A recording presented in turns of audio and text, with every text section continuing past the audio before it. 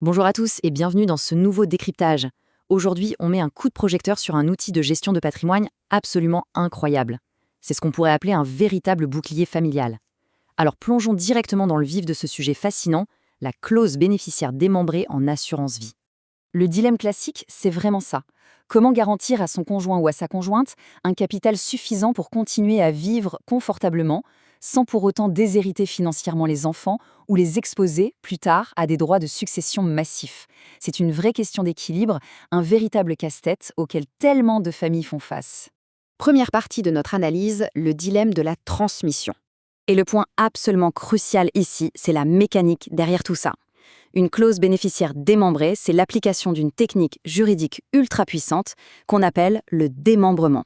Et on l'applique directement au capital d'un contrat d'assurance vie. En gros, ça consiste à diviser très stratégiquement le paiement suite à un décès en deux droits juridiques bien distincts. L'objectif, protéger simultanément toutes les générations d'une même famille. Deuxième partie, le mécanisme du démembrement. Alors, pour bien comprendre ce concept, l'analogie de l'arbre et du fruit marche à tous les coups. D'un côté, on a l'usufruit. Ça, c'est le droit d'utiliser le bien et d'en dépenser les revenus. C'est exactement comme avoir le droit de manger les fruits de l'arbre. De l'autre côté, on a la nue propriété. Et ça, c'est le droit de posséder le tronc de l'arbre, d'en être le propriétaire ultime. Quand on parle d'une somme d'argent, comme pour une assurance vie, le terme technique, c'est le quasi-usufruit.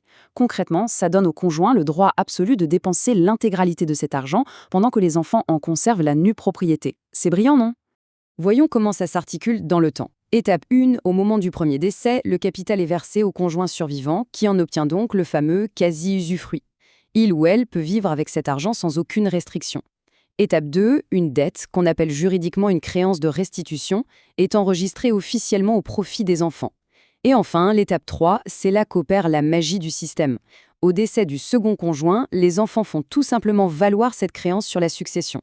Ils récupèrent ainsi leur part initiale sans aucune fiscalité supplémentaire, et ça vient même gommer une partie de l'actif qui aurait été taxable.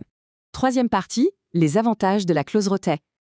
L'équilibre qu'on obtient avec ce montage est tout bonnement parfait. Déjà, ça assure une protection totale du train de vie du conjoint survivant, ce qui est souvent la priorité numéro 1. En plus, grâce à la loi TEPA, ce conjoint est complètement exonéré de droits de succession. Ensuite, pour les enfants, c'est un atout stratégique massif. Leur héritage futur est garanti et optimisé de façon incroyable, puisqu'ils récupèrent la créance en totale franchise d'impôt. Et cerise sur le gâteau, tout ça anticipe et désamorce les fameux conflits familiaux. Chacun sait exactement ce qui lui revient et à quel moment. Pour conclure, on parle vraiment d'une réflexion stratégique capable de changer l'avenir financier de tout un lignage. La paix des familles et l'optimisation fiscale, est-ce que ça ne vaut pas le coup d'anticiper un peu ces questions fondamentales ?